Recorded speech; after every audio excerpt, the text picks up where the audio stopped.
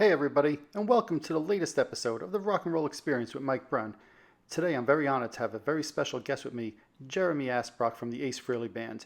We sit down with Jeremy and talk everything Ace Frehley, Gene Simmons, Paul Stanley, Bruce Kulick, Kiss Kruise, Cruise Fest, the Rock and Roll Residency, and so much more. So sit back, relax, and I hope you enjoyed this episode. All right, hey everybody, welcome to the latest episode of the Rock and Roll Experience with Mike Brunn. I'm very honored today. I got a really special guest with me. Many of you may know him from the Ace Frehley Band, perhaps from the Gene Simmons Band, perhaps from the Rock and Roll Residency if you're in the Nashville area. None other than Mr. Asbrock himself right over here. How you doing, Jeremy? Hey, everybody. Hey, good to talk to you, Mike. Yeah, no, likewise, yeah. So first off, Jason, thanks a lot for joining me over here today. I guess, Jeremy, I just wanted to ask you, first off, send my condolences to you. I heard your dad recently passed away, so, my apologies about that. I saw you posted online a bunch of pictures. He was at the vault with you and Gene Simmons. It looks like you probably had a great relationship with your dad, with your family. Now, how was that growing up and wanting to play guitar? Was your family really supportive? Was your dad supportive of that? They were extremely supportive. So my dad was military. He was Air Force for 4 years, and he retired after 34 years in the Air National Guard. Nice. And so I knew Gene would be really cool to him just because of that. And yeah, I mean, I got my first Kiss record when I was 3.5. My parents took me to see Kiss when I was 7, and this is before I knew bands toured. They told me, "Hey, we go see Kiss," and I didn't understand. I thought, I always saw New York City on the album, so I thought you had to go to New York to see Kiss. I didn't know they traveled from town to town, and that wasn't an experience. That was one of my dad's first and last concerts, because they were touting themselves as the loudest band in the world, and it was loud.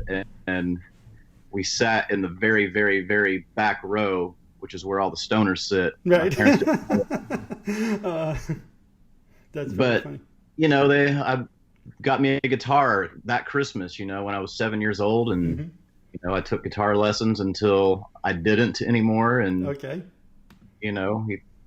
I always wondered what it was like for him, though, to come into my room, and this is like the early to mid '80s, and see photos of all these guys that look like girls. Yeah, absolutely.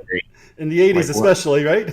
He thought about that, but man, he left me alone. He let me look the way I wanted to look. He let me do what I wanted to do, and here I am today. And this is kind of personal, but the very last thing he ever said to me to my face was that he was very proud of me.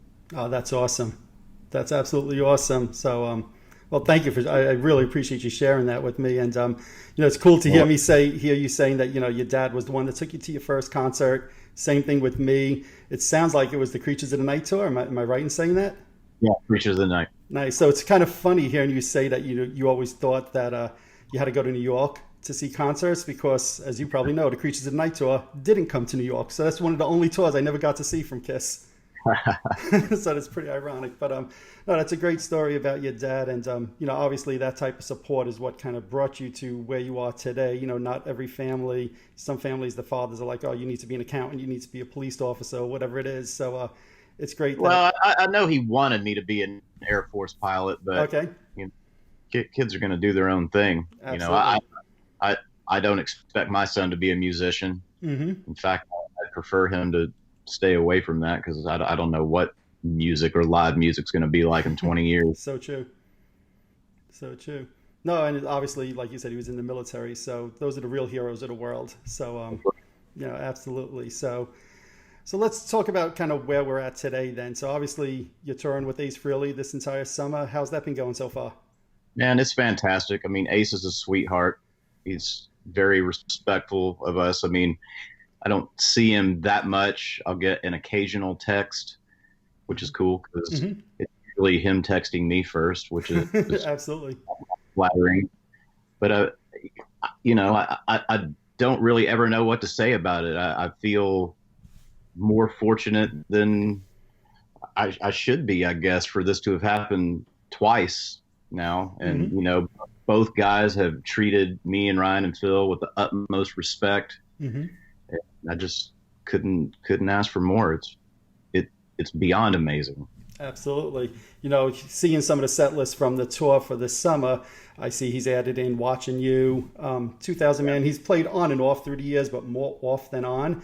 Was that, I'll say, yeah, I didn't realize that because Ace had only been to Nashville solo one time since the first tour. Mm-hmm. So I always assumed that 2000 Man was always in the set, but the crew and had informed me otherwise. And that was actually one of the songs that we were doing in Australia that kind of blew him away because all of the vocals were there. And it's like, oh yeah, all the vocals. Absolutely. Yeah. No, to me that's and exciting. also, he's, we've done 3 songs. Actually, no, we've done 4 songs live off the new album. We did Bronx Boy, we did Rockin' with the Boys, we did doing Mission to Mars, and we've done I Want to Go Back on the last 4 runs. So, and, there's always at least 2 of those songs in the set. So, I mean, it's kind of like we're out supporting a new record. Absolutely. No, so, that's funny that you say that because I know he's in the process of doing Origins 2. Do you have any involvement with that, or is he just doing it himself? He's pretty much doing it himself. We don't really have a lot of involvement in the set. We'll throw some suggestions, and sometimes they happen. Like Watching, that was kind of one of those. Yep. Yeah, he came to sound check one day, and we were doing Strutter, and we kind of messed around with Watching You. And he's like, "Oh, let's do that tonight." Okay. That just kind of happened, and we've been doing it since. Been talking to him about doing a couple others for the Kruise pre-party that's coming up, because anything like Rock Soldiers, for instance, he's going to do with the Comet. So we're going to have to replace that with some stuff. And I was talking to him yesterday about what that might be. And I think Kiss fans will be pretty excited because any Kiss songs that we suggest or want to bring in are definitely going to be songs that Kiss are not doing and are not going to talk. Absolutely. And I do read a lot of the chatter about people not wanting Ace to play Kiss songs, but man, to me, that's not really fair because he wasn't a singer in the band until 3 years in. And man, those are his iconic solos. Yep. And he deserves to get to play those solos. Yep. Agreed. That's how I see it. And I'm a fan too. I'm a fan just like you and everybody else in the audience. If I weren't in his band, I'd be buying a ticket just like everybody else. And, that's how I feel about that. I don't want to hear Ace play something I hardly know just because it's not a Kiss song. Man, I want to hear him play a cool solo like, Making Love or something like that. Absolutely. I think one of the best shows I saw from him was probably about 4 years ago. And he did a mix of some Kiss songs. He did Strutter, I think, that night.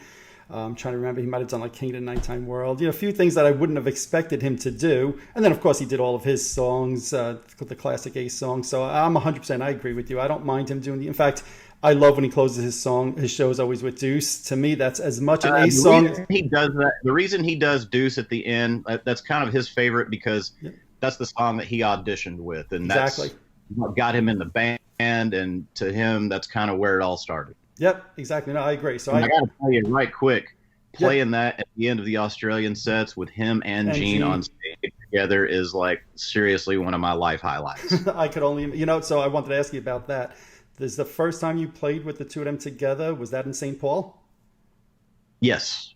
Yeah. So I flew out to that the morning of, right? I decided like 24 hours ahead of time to go to that. My wife was like, "You've got to go. You've got the Gene and Ace on stage together." What was that like for you as a lifelong fan? You're already playing with Gene at that time, but now you got half of Kiss on stage with you. It was hard to pay attention to being on the stage performing for all the people because all you wanted to do was look at Ace and Gene together. I mean, it was blowing my mind, just like all of you. I mean, it was so surreal. Like I'm on stage with half of Kiss, not only half of, but like in the hierarchy of Kiss members, it went Ace, Gene, and then, Paul and Peter might move around third and fourth, but those were my two guys. Right. And to be there for that and in the band is, I will never forget that. I mean, the Australia stuff was great, but that first moment, you know, and that was the first time I met Ace too. It was just like, oh my God, was it really? Because I'd kind of gotten used to Gene at that point. Sure. You know, I've been around him a whole lot by then. But wow, and you know, I don't know. Ace is still a little reclusive. You know, he doesn't really. Yep. We didn't meet him before the show. We met him on stage, and you know, got to snap a photo afterwards. And little did we know what would be happening a year later. Right. It's so ironic, right? Yeah. So I mean, look, having been at that show, to me, I say that's one of my top 10 concerts ever. So to me, it was just an amazing experience, and even the whole night. And if I remember right, didn't you guys play with Don Felder also that night? Yeah, we backed up Don Felder, and we watched Cheap Trick from the side of the stage, and got to come out and sing on a chorus for one of their songs. Yep. Just a great day. The weather was amazing. Yep. The place was packed. That was a top 10 moment in my life. Nice, very nice. How did the Don Felder thing come about? Was that through Gene? Was that through Don? How'd that happen? Yeah, he worked with Gene on the charity that was putting on the concert called Matters. Yep. And they had been involved in that together, and Gene kind of just offered us up to him. And I mean, what are we going to say? Hey, can you guys back up Don Felder?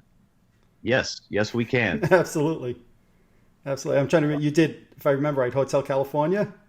We did Hotel California, which I got to share the harmony solo with him. And I mean, that's amazing in and of itself. Absolutely. We did Pride and Joy and Take It Easy. Right, which is weird because that's not a Don Felder Eagles song, but it's hard to do. Yeah. No, like you said, to me, it was a great night. I put it in my top 10 concerts. Obviously, I can understand why for you. It's a top 10 moment in your life. That was an amazing night to me. Kind of going back to Ace here for a moment, I guess. So like you were saying, there was, you know, songs that you've been putting into the set list. Any talk about putting any Frehley's Comet songs in the set? I know people like me, I'm like, man, I'd love to hear him do like Into the Night or something like that. You know, before we did the cruise last year, we rehearsed a whole bunch of stuff, contrary to what everybody says. We didn't.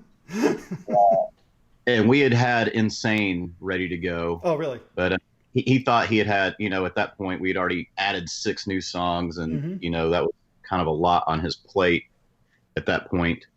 And we wound up not doing it. You know, we don't really talk about songs that are going to go in and go out. Like I said, I don't really see or talk to Ace that much. And, you know, honestly, the new songs that have come and gone have all been from his new album. Yep. So I don't know. I suppose when this album cycle is over, or when he feels it's over, maybe we'll discuss it further.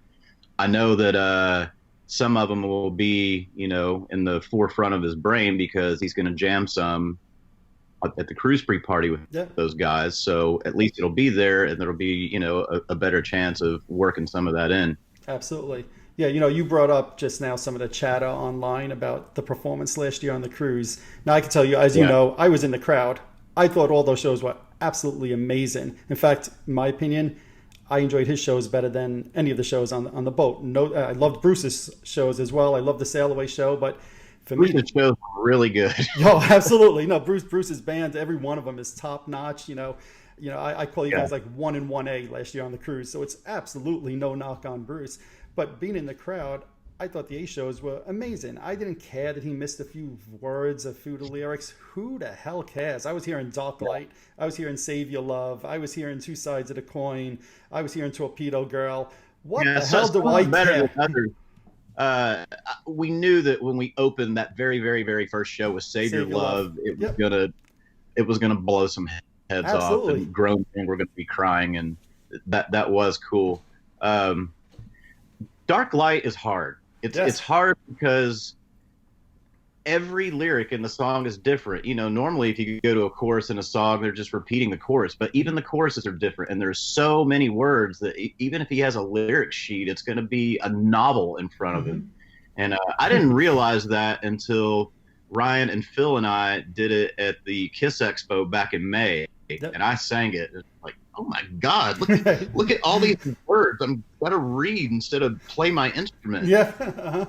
So that one may not come back. I definitely understand why that one's kind of a heavy load to carry. I thought Torpedo Girl went really, really good, and I thought that was amazing. I actually sent him a clip yesterday of the theater show Dark Light, because man, anybody that complained about that can go back and watch that clip and then come back and tell me it's not good. I mean, he sang all the words. Yeah. There were no mistakes. It went really good. So I'd love to see that one come back. Yeah. I can't remember two sides of the coin how that went.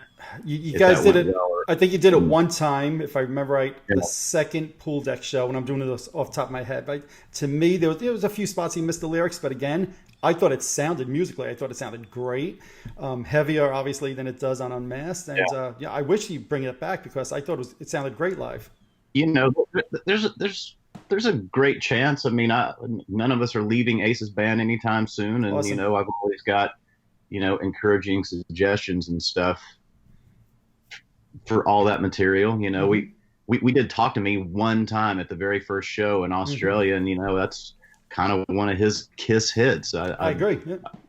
You know what, man? I'd love to play any Kiss song he's willing to do. Right, absolutely. And as far as the lyrics go, I think what people forget is that you and I and them, man, we've been listening to this stuff our whole lives. We know every nuance of every recording, and these guys record it, and if they don't play it live on a tour, then they pretty much never hear it again. Yeah, absolutely. And that goes for any artist, not just those guys. Yeah.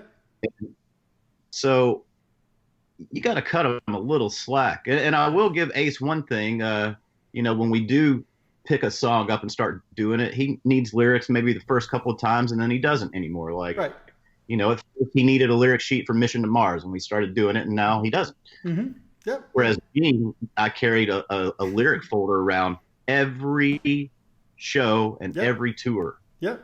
Yep. And we did Charisma every show, and he needed a lyric sheet every show. Look, he's sometimes needs lyric sheets. I've seen him when I saw the show at the Whiskey. He was following the lyrics for War Machine, and God knows how many times he's performed that song. So, exactly. Yeah, I don't know why Ace gets so much flack about that, but whatever. That's just people on the internet that just have to say something to start trouble. Who the hell knows? Whatever. Yeah, no, it's funny. Our sound man, Night Bob, says, I don't read the post. You shouldn't read the post, but I can't help but read the post. Oh, man. So, the other show that you guys did last year, which I was at and I thought was amazing, was the New Jersey Expo, where you did his whole album front to back, right?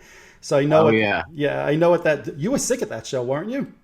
I didn't think I was going to make the show. In fact, it's a miracle that I did. And even when we started playing, I was blowing myself away because I couldn't believe what I was able to do at that moment, considering I was laying in my hotel bathroom floor, heaving as hard as my body can heave. It is a miracle, and I do believe in miracles because of that day. Right. We rehearsed that for 2 days. We were all really hoping that we'd do that a few more times. But if that was the only time, I'm glad I got to be part of it. It was really cool. Yeah, I remember that day he was having he said nobody could video or audio, which was cool. That's fine. But he said he was going to do it professionally with 15 cameras, yada, yada, yada. So I guess there's no more talk about that at this point? No, not at this point. Okay. I really wish we could have done it one time in a proper venue instead of like a hotel ballroom. But, who knows what will happen in the future. I mean, that it's wide open. Of course. No, absolutely. And look, I was at the show, and to me, that was another one that was great. I think you ended up singing Ozone, if I remember right. Oh. Yeah. So how did that come about? We were all kind of wondering, like, well, I mean, he's directly saying, I like getting high. Right. And he's so didn't want to do that. And that was the reason he passed it off, which I thought was odd because, snowblind is, right. Just not doing cocaine. Exactly. And he'll sing Cold Gin every night still. But right. I guess that was the line for him. Whatever. Right. Yeah. Whatever, and I was honored to sing it. I was just hoping that the fans would be cool with it. Some were, some weren't, whatever. Yeah. Well, I can tell you in the audience, to me, it came across absolutely awesome. I had no idea you were sick during the show. I only found out, I think you might have mentioned it to me afterwards or something like that. I'm like, really? I had no freaking clue that you were sick. So to me, that show was amazing, absolutely amazing. And I know, I think Matt Starr had sang, what was it? Wiped Out. Yeah. So I'm not surprised with that because leading up to that show, I'm like, how the hell is Ace ever going to sing that song? So I know that's a lot of words, and they're really fast, and there's like a real choppy rhythm that he'd have to do. Yeah, I was wondering too, and he passed that one off, which I thought was a good idea. Yeah, I thought yeah, absolutely. I thought that was a very good idea. Any talk of him wanting to add any of those songs into future set lists? Whether it's "Speeding Back to My Baby" or "What's on Your Mind," something like that. We did Speeding Back on our West Coast run earlier this year. Okay. Yeah, there's a good chance it'll come back. Honestly, I probably should have suggested that when we are coming up with tunes for this next show. I suggested a bunch of others that'll make everybody happy, though. Okay, cool. Very cool. So at the Cruise Fest, you mentioned that before. You're playing both days, if I'm not mistaken, right? The first day without Ace? Yes, the first day, Phil, Ryan, Matt, and myself, we're called the Cruise Fest All-Stars. We've got a bunch of guests sitting in with us. Karabi, Bob Kulick, the Thunder Mother Chicks. I think John Ostrowski is going to do a song with us. Nice. I'd have to look at the list to see who all's sitting in again. John Regan is Todd Howarth, Awesome. some of the comic guys. And then the next night we're playing with Ace. Right. Okay. And you mentioned before, I guess you're trying to see if you'll work up some, I'll say, rarer songs for the Cruise Fest. And Ace is open to that? Yeah. Awesome. Yeah. Awesome. I have been in communication with him about that. And, there is going to be something. We'll just have to see which ones he goes for. Nice. Very cool. But whichever ones he goes for will still be cool. Oh, I 100% agree. To me, I went in last year with an open mind on the Cruise as to, whatever he does to me is gravy. I'll be honest, I want the Dark Light, right? I think all fans have been asking for that for many years. But after Dark Light, I was like, hey, whatever else he plays is gravy to me. So, I'll be at the Cruise Fest. I'll be at the Ace show. I got a VIP ticket, so I'll hopefully be right in front. So I'm looking forward to it. Are you going on the cruise this year? Yes, I am actually. Ninth year is that I'm doing this. So I keep saying to my wife, this may be the last one. She's like, yeah, you said that the last 6 years. So I'll believe it when it happens. I've only missed one Kiss cruise. And I definitely feel like I'm missing something when I'm not on it. We're not on it this year. So I'm going to feel it when we leave the pre-party and we don't get on the ship. Mm-hmm. No, I agree. So, all you cruisers out there, we're very, very sorry, and we're going to miss you. Yeah, and a lot of the cruisers wish you guys were there. When I think of some of my cruise memories, obviously last year you played with Ace, but I think it was 2 years ago, you guys were doing the Sail Away show, and that's when Paul jumped up on stage with you guys. That one's been popping up in my Facebook memories. That was Kiss Cruise 4? I don't know. 2014. Okay, so that was probably 4 then if it was 2014. Yeah. Yeah. So did you know that Paul was going to jump on stage with you guys there? I had no idea. And it's funny, if you watch the main video that circulates online, you can see them all hanging around the side of the stage, and you can see him kind of bobbing his head, and you can see him thinking about it. Yep, I've seen that. Walking up the ramp, and that was quite a cool surprise, because that was the first time we'd ever been on stage with a Kiss member, because we had not done anything with Gene. I'd not even really met Gene at that point. Mm-hmm. Yep. It was funny because I was coming to watch that show on the cruise, and I probably arrived about 20 seconds into the show. So I'm walking, I hear you guys doing "I Stole Your Love," and then all of a sudden I hear Paul Stanley's voice. I'm like, that sounds a lot like Paul. That's Paul Stanley. What the hell? And I had no idea what was going on. I'm like, Kiss isn't playing. That's not Kiss. What the hell? So that, to me, I watched that video you're talking about where he's on the side of the stage. He's like, should I? Yeah, I'm going. Yeah. Yeah, exactly. That was great. Yeah, it was actually. I like watching the video more than like my memory of it happening, because you can see him thinking about it. Absolutely. And it's fun to watch. Absolutely. And then obviously you played with Ace, you played with Gene, but if I got this memory right again, I think you guys a couple of you guys jumped on stage during Bruce's show, maybe the first year, and you were doing some background vocals. Yeah, since Brent was in his band, and we were Gene Simmons' band at the time. Yeah. They didn't. He sang backup vocals and Todd did, but there was a lot of stuff they couldn't do since Todd was singing lead, and he'd asked if, hey, can you guys cover some backup vocals on stuff? And yeah, sure, no problem. That'd be fun. Yep. I remember. It'd be cool because we were behind Bruce and we'd be singing something, and Bruce would look back and smile at us. Right. No, absolutely. No, I remember that being a cool. I think it was "Turn on the Night." It was all the time. I was like, oh yeah, that's the guys from Gene's band up there with them. So that was cool. What would you say is the difference between working with Ace and Gene? Everything. All right. Man, Gene honestly is a little more brave with his set.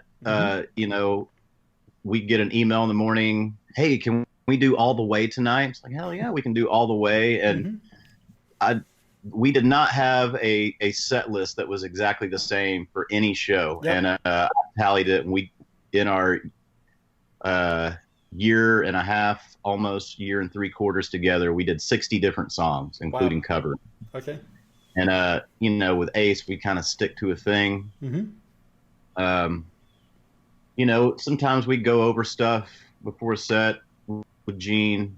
Ace kind of shows up and we walk on stage and do the show, but that probably has to, you know, like I said, we were switching it up a lot. So, you know, we kind of have to talk through things.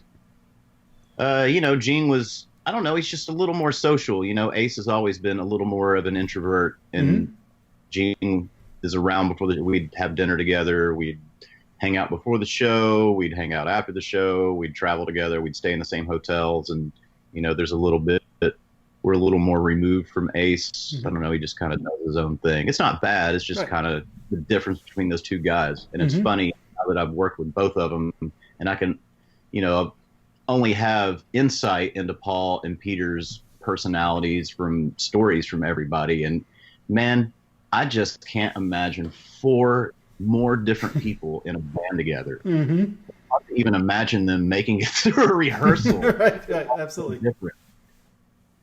But the similarities are how they treat us, and, you know, the amount of respect we're shown. And I mean, that's very similar. Ace is very, very cool to us. And Gene was super cool to us. And both experiences have been, you know, the most positive experiences in my life. No, that's very cool. I remember when you first joined Ace's band, he made a point of making sure, like, I think it was on like one of those morning talk shows, and he was calling you guys out by name and saying, you know, great harmonies and all of that stuff. So that was my impression, is that he's always been very respectful. I really appreciate that too. And, you know, like with the new songs, like he gave me the solo to Mission to Mars. That's very cool. And, you know, I sing Strange Ways. I just, you know, I'm a guitar player that sings. I can sing lead, but I'm not a real lead vocalist. You know, Ryan's a great lead singer. To have lead vocals in an Ace Frehley show, or like when the one time we did the 78 solo album and I sang Ozone, I never could imagine that I would get to sing lead on some Ace Frehley songs live. Right, absolutely. You know, you were mentioning before with the Gene tour. Growing up for me in the 80s, I was always, I'll say, more of a Paul guy than Gene, maybe just only because in the 80s Gene was a little disconnected from Kiss, no other reason, right? So, you know, when Gene first announced, so when Gene first announced doing the tour, I'm like, oh, it's Gene, I'll go, it'll be interesting. And I actually I live in New York, I drove to Cleveland for the first show because I was like, oh, I want to see what this is about. And I was blown away. And I remember, I'm trying to think, you did Charisma, you mentioned before, you did Got Love for Sale, I think you did Almost Human. I think you did See You Tonight that night, if I remember properly. That was the one time we did See You Tonight. And then after that one, he kind of scrapped it. But yeah, man. And we knew it too. We knew as soon as we did all those songs that it was probably going to break the internet. Yeah. Oh, absolutely. Absolutely. So and at that point, there were only supposed to be 6 shows that year. And like, after word got out, shows just kept getting added and added and added. And then by the end of the year, we'd toured half the world. No. So it got for me, I was like, anything within a day drive, I'm going. So I drove like to Philadelphia, because you said it before, like to me, when I went to Philly, again, I'm doing this off the top of my head, but I think that night you did Sweet and Dirty Love, which is the first time you ever did that. And I'm like, holy crap, I would have never in a million years expected Gene to be doing this song. I'm going to be honest. I didn't know that song at all. I didn't listen to it. I don't even think I owned it. Okay. And, that was a pretty cool tune. Yeah. And then when the Vault actually came out, we added Are You Ready? And we pretty much did that every show. And that was like, I guess, kind of the tune we were doing to support the Vault. like if you're recording a new album. Yep, yep. And for me, I remember when I went to see the show in Lynn, Massachusetts. You know, that was the first time you did Are You Ready? That was the first time you did She's So European. But for me, it's my life.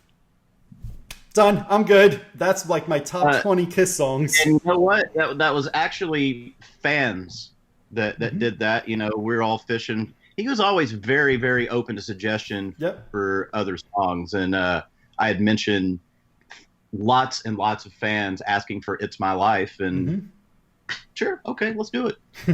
And I got a lot of positive reaction from people over that too. That's another one. Like, I'd heard the song, but I never really thought much about it. But it went over really, really well. Right. Yeah. No. She's So European happened because we were originally supposed to go to Australia in February of last year. Yep. And it got postponed until August.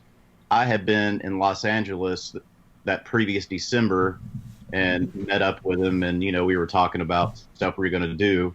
And I brought up She's So European, and he said, "Why do you think She's So European would work in Australia?" Like, well, you know, because Unmasked was a really big hit, and you know, you only had like 2 songs. I only had 2 songs on Unmasked. Yep. No, yeah. So he came to Nashville in January, and we ran through all that new stuff. And yeah, man, it sounded cool, went well, and we kept it. Yeah. No. Like I said, to me, those are some of the highlights. And, you know, if when Kiss retires, if Gene goes back to doing tours and you could wear 2 hats, play with Ace, play with Gene, I'd be looking forward to those Gene shows like that.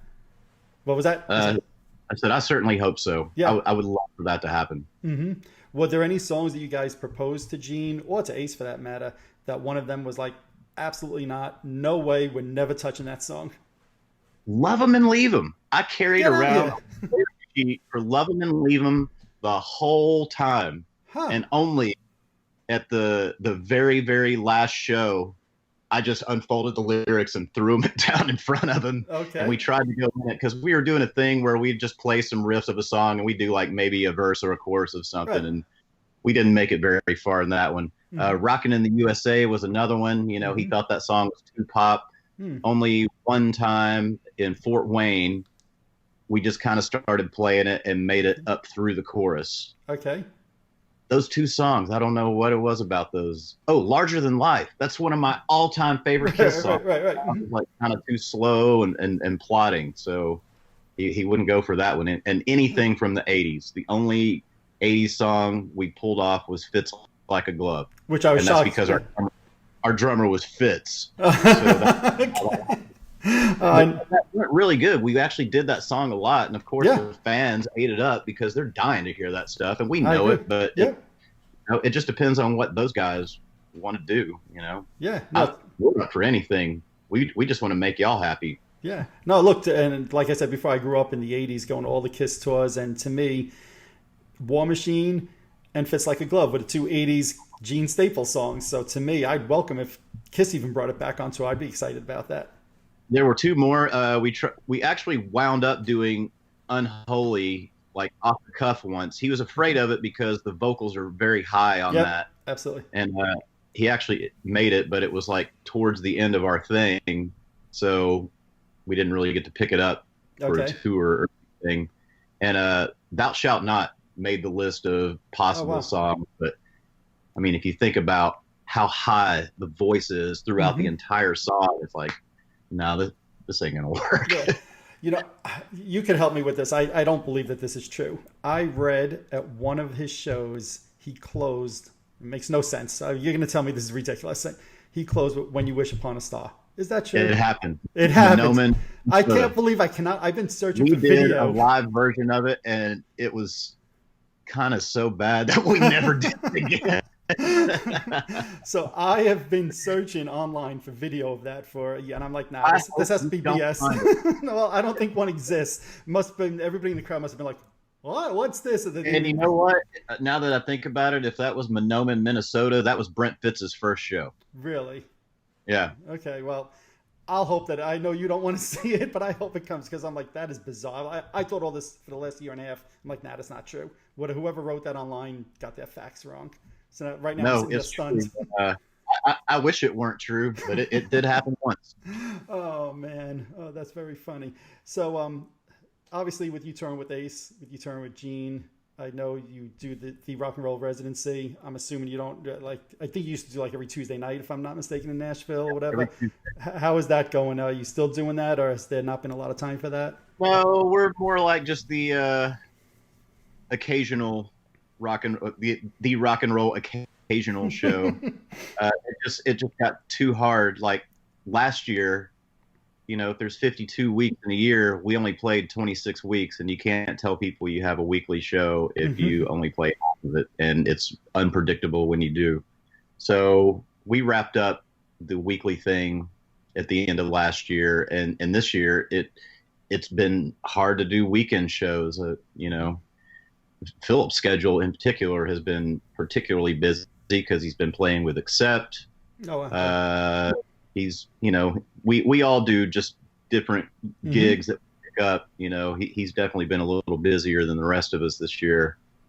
And, we've got one show that we're doing this year on November 26th at the Exit Inn. Okay. For those of you who don't know, the Exit Inn it's an old club in Nashville. It's been around since the 70s. The Police have played there. In fact, if you look at the back of I can't remember which Police album it is, Sting's wearing an Exit Inn shirt. Oh, really? I'll have to check that out. People play there, but the thing that's going on here is knocking down cool places and building new condo buildings. So they're trying to save that venue and make it a historic landmark, and we're doing a show, as a benefit to try to make that happen. And that's our only show for the rest of the year here in Nashville. Okay. Yeah, you see, I'm actually familiar with the club. You're going to laugh about this, but whatever, I'll share it with you guys. My daughter is a huge Paramore fan, as you know, living in Nashville. Paramore's from that area, and I think their last album, they played like a show at Exit Inn, and my daughter was trying to get a ticket for it and was unable to. So I've seen the videos because my daughter of them performing there, and it looked like a cool place, a cool vibe, and all of that. It's the venue where Philip and I used to do the Blonder Than Hell show. Oh, okay. Nice. So, I've noticed in, going through different videos online, the website, you guys have played with tons of people. Lita Ford, Alice Cooper, John Corabi, Lizzie Hale. Is there anybody you haven't performed with that you're like, damn, I really want to perform with this person? Man, while Steven Tyler was living here, we thought for sure that we were going to be able to get him, and we never got him. And he doesn't have his house here anymore, and we don't have our show anymore. So, the chances of that happening are a lot more slim. We thought we were going to get him. And that didn't happen. Right. And I don't know. Honestly, like, that was never really the plan to okay, we're going to have this show and we're going to jam with all these cool people that come through. It just, man, it happened so organically. And, then the bigger it got, friends would suggest to friends, and then friends had friends that would bring people, and it was never planned like that. It just happened. And I mean, I don't even know what to say about it. It was like just a happy accident. We didn't mean for it to go past a month even. Right. It just did. And yeah, man, I got the friendships I made and the heroes I got to play with and the reputation that we gained as a result of it. I mean, I can get choked up about it if I talk about it too long. No, that's to me, that's very cool. And I guess that's what led to you guys being on the cruise also, right? No, actually, no? Okay. The cruise happened way before that. Okay. The cruise happened with Big Rock Show. Right. That's right. Yep. Ryan had Big Rock Show in Nashville for 5 years prior to that. And I don't know how this happened because Nashville was even smaller. It was a lot smaller then. I'd never seen Big Rock Show. I didn't know Ryan. And for two rock and rollers who like the stuff that we like to not know each other or at least have met is pretty much impossible. Right. And so Ryan was friends with Doc. And when the first Kiss cruise came about, Doc asked Ryan if he wanted to bring his cover band on, so there'd be, a cover band on the cruise. Yep. and their guy at the time couldn't make it. So Bo Bice, the Oh, wow. American guy, gave Ryan a referral for Philip. And Philip had a gig with a country artist called Rodney Atkins at the time. So he couldn't do it. And I was living with him at the time. And so naturally, I was just kind of next in line. And I met Ryan, and I joined Big Rock Show, and I didn't just join a band, man. I had a new family. Right, absolutely. We played the Kruise. It went well. And then we got invited back again and again and again and again. And I suppose, since the stage is right in front of the big cabins, like Paul and Gene's cabin, I know they heard us and saw us. So, we had a reputation as a good band. Ryan had a good reputation amongst the camp for being, just a cool guy, responsible. And it was the one cruise I missed, which would have been 2016. Ryan had lunch with Gene, and Gene asked him to put together a band to do these 6 shows. I guess I was fortunate enough to be a shoe-in on that one. Right. And the rest is sort of history. Absolutely. Now, did I read right? Are you involved with a cooking book right now as well? Something for autism? Yeah, it's for autism. I can't remember the name of it, but yes, I did submit a recipe. I am actually a fantastic cook. Oh, nice. It's actually my hobby. Okay. Outside of the music thing that took over my life. Well, yeah, I've got a recipe in there. Ryan submitted one also. His isn't quite as involved as mine. Okay. He's dead. Oh, that's great. It's delicious. But yeah, I'm looking forward to that coming out. Cool. I've been published in a book. Okay, right. Very cool. So now on the cruise list, did you and Paul Stanley trade recipes or anything like that? No. No? No? Okay. We'll leave it at that then. I trade recipes with him. Actually, I do think I have a lot in common with Paul as far as that goes. He just kind of seems like a family guy that likes to cook food and, good wine and stuff. And that's what I do. That's what I'm into. Yep. No, absolutely. And what kind of dish did you put in the book? Just out of curiosity.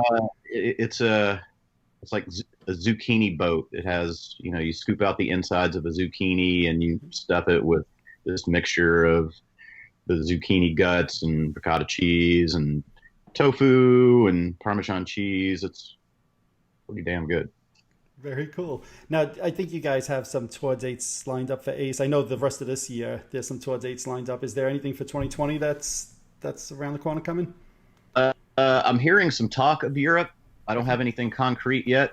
I've seen this poster going around the internet for a festival called Hellfest. Yep. So I haven't had any confirmation from the actual camp that that's happening, but I have heard that Europe is possibly happening next year. So hopefully we are doing Hellfest. And I would imagine if we're going to do one festival, then they're going to set up other stuff around it. So, and I did hear that Ace wants to work hard next year. So it's just chatter. I don't have any hard evidence or anything concrete yet. Yep. No, very cool. I remember a few years back, people used to say, "Oh, Ace is lazy. He's not touring." To me, he's been touring up a storm the last few years, and he definitely added a lot more on the back half of this year than I thought we were, because it did look kind of thin, and then all of a sudden, all these dates just appeared, and I know that there's another one that's going to be announced soon for December. So, yeah, man, I can't wait. Nice, cool. Now, a couple more questions. I'll let you go. I know that Ryan is selling guitar picks online. I've seen the guitar picks with like a cool, it looks like a 70s Kiss card. And I know but man, so Philip and I have those coming too. We just haven't. That's what I wanted to ask you. Yep. First. Yep. That's what I was going to ask you if you had something earlier than we did. But yeah, honestly, I'll have an announcement on mine probably this week. Oh, awesome. All right. So I'll definitely take a look at it. And then how will people be able to order those? Is it through your Facebook page? You'll be able to direct message me through Facebook, Twitter, and Instagram. And we'll have all of this for sale at the Cruise pre-party too. We'll all three have them. Awesome. We have some new Talisman shirts that are going to blow your mind. Awesome. If I weren't in the band, I'd buy one of these. They look so good. So yeah, I'm not going to be there the first day, unfortunately, because my daughter's in college, and I told her I'd wait for her to get out of class. I hope you have some of those still around on the second day, because I'll definitely be looking to pick one of those up for sure. What size do you need? Yeah, I'd rather not say. It's pretty large. How about that? Extra large. Okay. Well, you can send me in a private. You can send me in a private message. Yeah, we're gonna have 3/4 length jerseys and black shirts too. So just let me know. Yeah. You know what you're gonna need. Yeah, no, I'm busting chops. It's a 2XL. You know, I've gained a lot of weight the last few years, but hey, that's part of getting old. So be life, right? So, whatever. All right, so cool. So definitely we'll take a look out for that. Couple of, I'll say, oddball type things I'm going to ask you about. So on my website that I have on Facebook, we, on a daily basis, I put different kind of polls up, you know, which album do you like better? Which guitar player do you like better? I'm going to just throw a couple at you. I'd like to hear your thoughts. So today I put one up, Eddie Van Halen or Randy Rhoads? Eddie Van Halen. Although Eddie Van Halen is my favorite guitar player of all time. Mm-hmm. I know everybody says I look like Randy Rhoads. I think that's just because he and I both like Mick Ronson. You know, Randy's look wasn't exactly the original either. Mm-hmm. You know, we both kind of do a Mick Ronson look. I like Randy, but his style has a lot of classical leanings, and I just don't really have any of that in my playing. Right. It'd be really hard for me to cop Randy's style, whereas Eddie's style is still kind of blues based. Mm-hmm. You know, got his own flavor with that, which I can't mimic in any way because I don't do a lot of finger tapping. I can do just basic finger tapping that most guitar players do. Mm-hmm. But Eddie's songwriting and his right hand, his rhythm and the chord voicings that he plays are so original. He is my favorite guitar player ever. All right. Okay, so that was nice and easy for you then, obviously. My friend and I debate this one all the time, and we actually did a video on this. The first Kiss album or Hotter Than Hell? Which one do you like better? That's a tough one. You know, I mentioned that my first Kiss album that I got when I was 3.5. Well, I bought it from a neighbor kid behind us, and it was just the album of side 3 and 4 of Alive 2. So when I decided I was on board with Kiss, it took me to buy a proper record from Kmart. Mm-hmm. And I chose the first album. So there's always going to be something special about the first Kiss album because it was the first one I went and picked out. Mm-hmm. However, the tunes on Hotter Than Hell might make it my favorite Kiss album because, man, it's got a really strong track listing. I don't know, man. They're both kind of I love them both. Like, because the first Kiss album has Firehouse and Deuce and Strutter and Cold Gin. Yeah. I don't know, man. That one might be a tie. Yeah, so and that's exactly what we did. Everybody complains about the crappy production on Hotter Than Hell. Mm-hmm. There's something about that makes it unique and gives it a charm for being so sludgy sounding. Because if it sounded clean like Dress to Kill, it might not be as unique. Yeah. I don't know. No, and you touched on this before, and to me I actually said Hotter Than Hell I like better. I mean, both albums are classics, right? So you can't go wrong with either one. But to me, song for song, whether it's Parasite or to me, one of my favorite Kiss songs, Coming Home, you know, and it has been for like 30 years. So when they started doing it acoustic, I'm like, finally, my favorite Kiss song is being performed live. But just that album, to me, every song is an A song. The first Kiss album, like I know you guys did a Love Theme from Kiss for a while with Gene. It's great from a novelty point of view, but it's not the greatest song in the world, in my opinion. I wish it was Acrobat on the first album instead. Yeah. You know? Yeah, honestly, we knew when we did that live that the hardcore Kiss fans were going to go nuts because, like, Kiss isn't going to play that song. Absolutely. And I loved it. I have a special memory from every time we did that. Every time we do the do-do-do-do-do-do-do-do, when Gene wouldn't mess that part up, he'd look at all of us and go, I did it. I did it. That's great.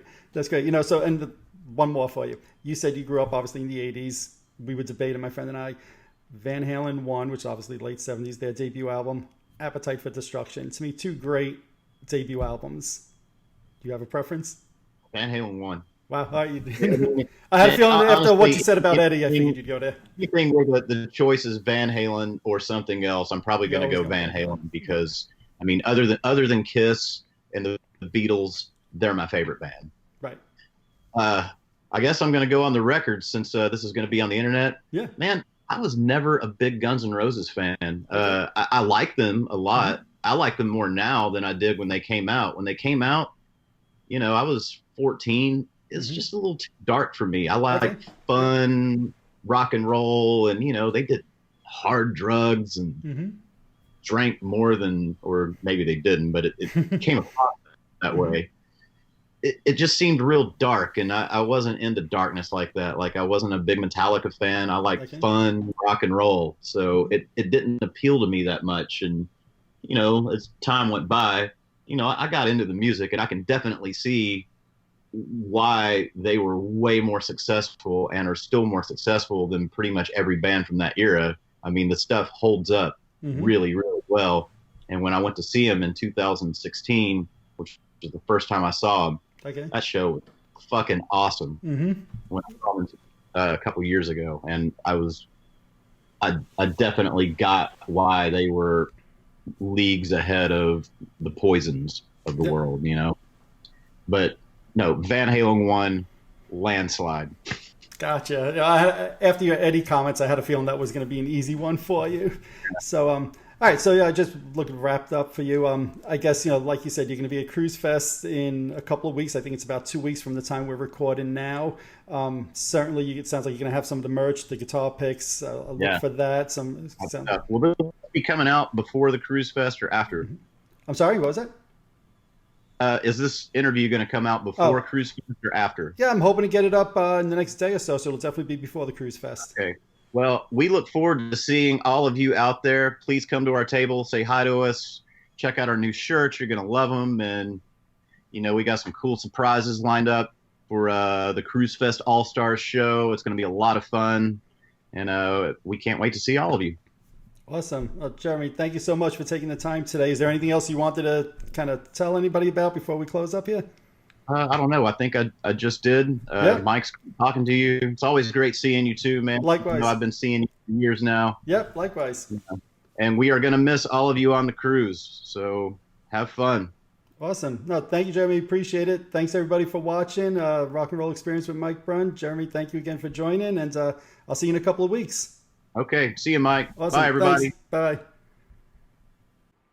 There you have it, everybody. I hope you enjoyed that episode with Jeremy Asbrock from the Ace Frehley Band. Thanks, Jeremy, for being such a great guest. Now head over to my Facebook page, The Rock and Roll Experience with Mike Brunn, and follow me and subscribe to my page over there. Also, follow me on Twitter at Mike_Brunn.